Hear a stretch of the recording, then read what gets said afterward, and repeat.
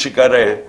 خدا نہ خواستہ اگر سپریم کورٹ ہماری بیٹھ جاتی ہے تو یہ جمہوریت ختم ہو جاتی ہے, کیونکہ اور کوئی ادارہ نہیں ہے جو اس وقت اس ملک کی جمہوریت کو بچا سکے.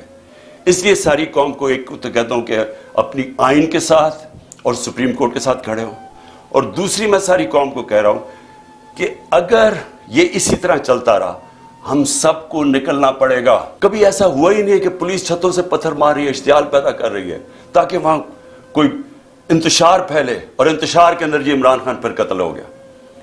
جو وہاں ہوا ہے جوڈیشل کمپلیکس میں, جس طرح انہوں نے شبلی فراز سینیٹر ہمارا اس کا نام لکھا ہوا تھا اس کو مارا, ہمارا جو سلطان تھا عمر سلطان اس کا ناک توڑ دیا, اس کو مارا, اس کا بھی نام لکھا ہوا تھا, لوگ اپنی جان بچا کے بھاگے.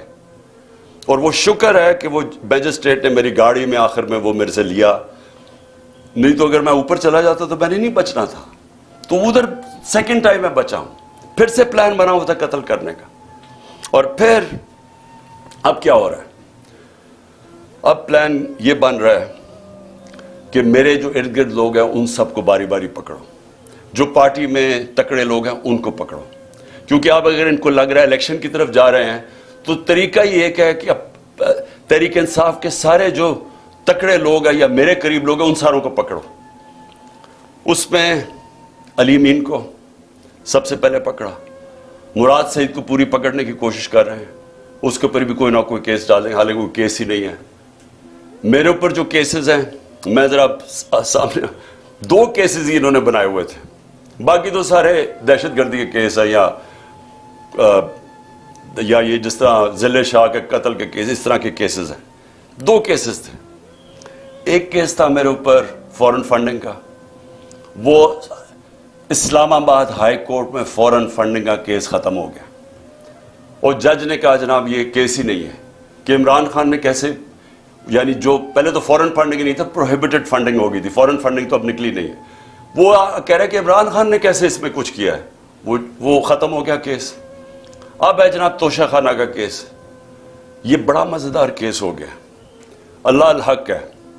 یہ کیس کیا ہے کہ عمران خان نے کوئی اپنی گھڑی بیچ دی تھی. اصل میں تو یہ ہے نا, پیسے دے کے ہمیں 50% دے کے آپ جو بھی تحفہ رکھ سکتے ہیں, اپنی گھڑی بیچ دی تھی. یہ سارا کیس ہے. اب اس میں پتہ کیا چلا ہے, پتہ یہ چلا ہے کہ نواز شریف نے 10 سال ایک چوری کی گاڑی چلائی, توشہ خانہ کی گاڑی اس نے ڈکلیئر کیے بغیر گھر میں رکھی 10 سال. جب یوسف رضا گیلانی, جب مشرف کے دور ڈرا ہوا تھا کہ پتہ چل جائے گا چوری کی گاڑی ہے, جب یوسف رضا آیا تو تب کہا کہ اس کو لیگلائز کرو, اس کے پھر پیسے دیے تھوڑے سے, لیکن قانون یہ ہے کہ آپ توشہ خانہ سے گاڑی نہیں لے سکتے. پتہ چلا کہ آصف زرداری کی 3 گاڑیاں ہیں, 3 گاڑیاں اس نے توشہ خانہ سے نکالی ہیں.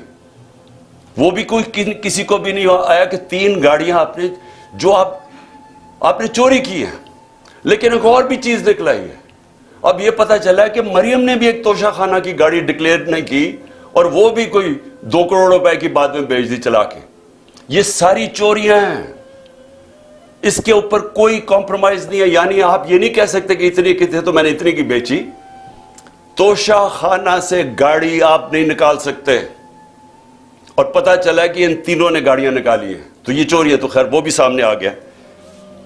لیکن جو میں اب کہنا چاہتا ہوں آخر میں آج میرے مقصد یہ جو آپ کی ٹاک کا وہ یہ ہے کہ اب اگلا فیز شروع ہو رہا ہے. فیز یہ ہے کہ عمران خان کے ارد گرد لوگوں کو پکڑو, پی ٹی آئی کے مین لوگوں کو اس وقت کیسز کرو اور ان کو پکڑو کہ اگر الیکشن ہونا ہی ہے تو ان کی پارٹی کو بالکل کمزور کر دو. یعنی یہ کیسز میں الجھائے رہے, جیلوں میں چلے جائیں اور اس کے بعد الیکشن کروا دو. جس طرح انہوں نے کراچی کے اندر ایک لوکل گورنمنٹ کا الیکشن کروایا تھا, لوگوں کو اٹھا لیا, کیسز کر دیے, دھاندلی کی, لو ٹرن آؤٹ کے اوپر. یہ پیپلز پارٹی جس کا ووٹ بینک ہی نہیں ہے کراچی میں, وہ جیت جاتی ہے. یہی ان کا پلان بنا ہوا ہے. اب تک علی امین کو, اس کے بعد انہوں نے افتخار گمن, وہ میرے سیکیورٹی کے چیف تھے, اس کو اٹھا لیا. ایک ہمارے شاہد حسین لندن سے آئے ہوئے, وہ اپنا کام چھوڑ کے یہاں آئے کہ ہماری یہ سرویلنس, یہ جو الیکٹرانک ہے, ہر جگہ یہاں چیزیں رکھ دیتے ہیں, کوئی ڈیوائس رکھ دیتے ہیں کہ جاسوسی ہو یا تو وہ انہوں نے وہ کر رہے تھے, اس کو اٹھا لیا, اس کو 2-3 دن دے کے واپس آیا. اظہر ماشوانی کو 8 دن غائب کر دیا, اغوا کر لیا, اس کے بعد اس کو چھوڑا آ کے, اور اس نے پھر پورا اپنا عدالت کے سامنے بتایا اس سے کیا ہوا. کئی اور سوشل میڈیا کے لڑکوں کو اٹھایا ہوا ابھی تک, 1-2 کو واپس کیا, ان کے اوپر تشدد کیا انہوں نے. ایک کوئٹہ سے پکڑا, اس کو پر تشدد کیا, اس نے کہا جی میں تو کسی پارٹی کا حصہ نہیں ہوں جب وہ نکلا باہر. پھر انہوں نے میرے وہ جو بنی گالا میں میرا گھر دیکھتا ہے رضا, اس کو پکڑ لیا. اب اس کو پتہ نہیں کیا کیا انہوں نے, وہ اتنا ڈرا ہوا ہے, وہ اتنا خوف زدہ ہے کہ وہ بتا ہی نہیں رہا کہ کیا ہوا ہے. وہ کہتا ہے جی مجھے مار دیں گے. ہم اسے پوچھتے ہیں بتاؤ ہوا کیا, وہ اس کو کئی گھنٹے رکھا, اور وہ اس سے جو بھی کیا ہے وہ بیچارہ چپ کر کے بیٹھا ہوگا جی میں بتا ہی نہیں سکتا. اب میں آپ کو بتا دوں, جب میں پرائم منسٹر تھا میرے گھر میں جو 2 ملازم تھے, ہم نے ان کو پکڑا. وہ ایک ڈیوائس رکھنے والے تھے میرے بیڈ روم میں, تو ان کو جب پکڑا تو آہستہ جب ان سے پوچھا تو پتا چلا ان کو تنخواہ پہ لگا ہوا تھا. میں پرائم منسٹر تھا, ایجنسیز نے ان کو تنخواہ پہ لگایا ہوا تھا. اب جو یہ میرے خنسامے کو پکڑا یہاں, اب اس سے جب اس نے بتایا کہ جی پوچھ رہے تھے بم پروف ہے شیشے میرے کمرے کے یا وہ بلٹ پروف ہے, کہ کتنی دیر لگتی ہے کچن سے وہاں پہنچتے ہوئے بیڈ روم تک. مجھے اس کو نکالنا پڑا. کیوں نکالنا پڑا؟ کہ ہمیں پتہ ہی نہیں کہ وہ ان کے پیرول پہ نہ چلا جائے. اسی طرح مجھے یہ نہیں پتا کہ میں اس سے کیا کروں, کیونکہ وہ بتا ہی نہیں رہا اسے کیا کیا ہے. تو جس سے پکڑتے ہیں اس سے پھر آفر کرتے ہیں, پیسے آفر کرتے ہیں, ہو سکتا ہے اس کو بھی انہوں نے اپنے ساتھ ملا لیا. تو میرا سوال یہ ہے کہ یہ اگر سمجھ رہے ہیں کہ اسی طرح کر کے ہم چپ کر کے بیٹھے رہیں گے. میں آج جو ساری میری ٹاک وہ یہ تھی کہ میں نے ساری اپنی قوم کو آج بھی, اور میں تیار کر رہا ہوں, کال دے رہا ہوں اپنی پارٹی کو, اپنی قوم کو, کہ ہم نے اب سب نے پرامن احتجاج کی تیاری کرنی ہے عید کے بعد. انہوں نے 27ویں کے بعد پلان کیا ہوا اور پکڑ دھکڑ کرنا. یہ ان کی کوشش یہ ہے کہ زبان کے پاک کے اوپر بھی ایک اور واردات ہو, یہ ان کا پلان بنا ہوا ہے.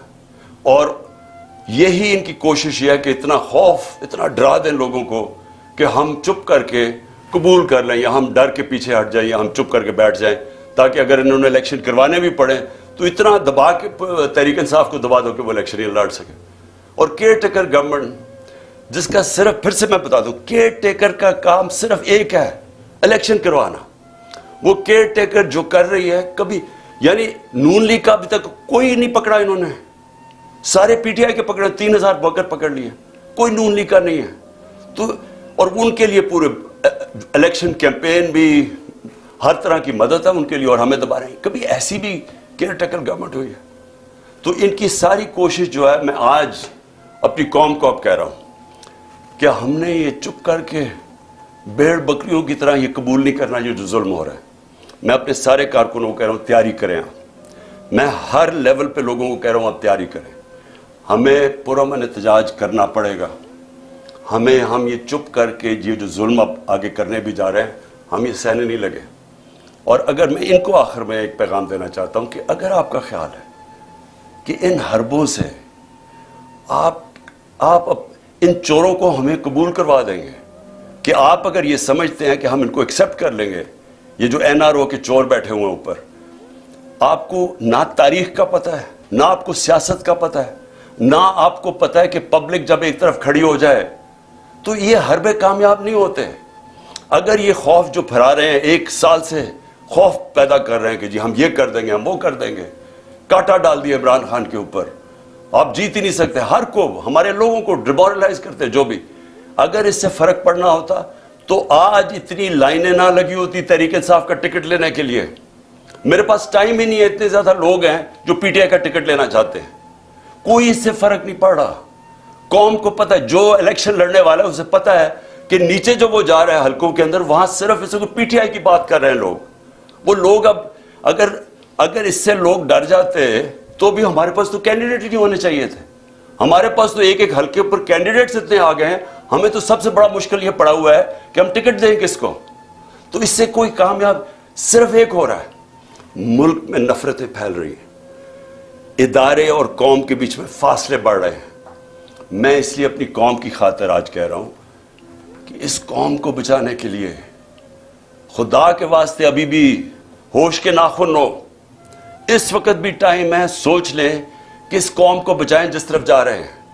یہ اس طرح اگر جس طرح ہم ابھی جا رہے ہیں, معیشت تباہ ہو گئی ہے. وہ تو ٹھیک ہو ہی نہیں سکتی جب تک الیکشن نہ ہو. اور جس طرح یہ نفرتیں پھیل رہی ہیں, یہ تو کسی وقت بھی کچھ ہو سکتا ہے پاکستان میں. اس لیے میں آج بھی کہہ رہا ہوں کہ سارے جو اس ملک میں جمہوریت چاہتے ہیں, پہلے تو سارے سپریم کورٹ کے ساتھ کھڑے ہوں, کیونکہ سپریم کورٹ ایک ہی چیز ہے جو ہمیں بچا رہی ہے ہماری جمہوریت کو آج.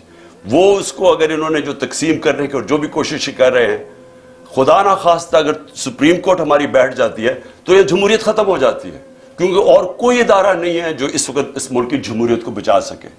اس لیے ساری قوم کو ایک تو کہتا ہوں کہ اپنی آئین کے ساتھ اور سپریم کورٹ کے ساتھ کھڑے ہوں. اور دوسری میں ساری قوم کو کہہ رہا ہوں کہ اگر یہ اسی طرح چلتا رہا, ہم سب کو نکلنا پڑے گا, اور میں انشاءاللہ آپ کو لیڈ کروں گا. پاکستان پائندہ باد.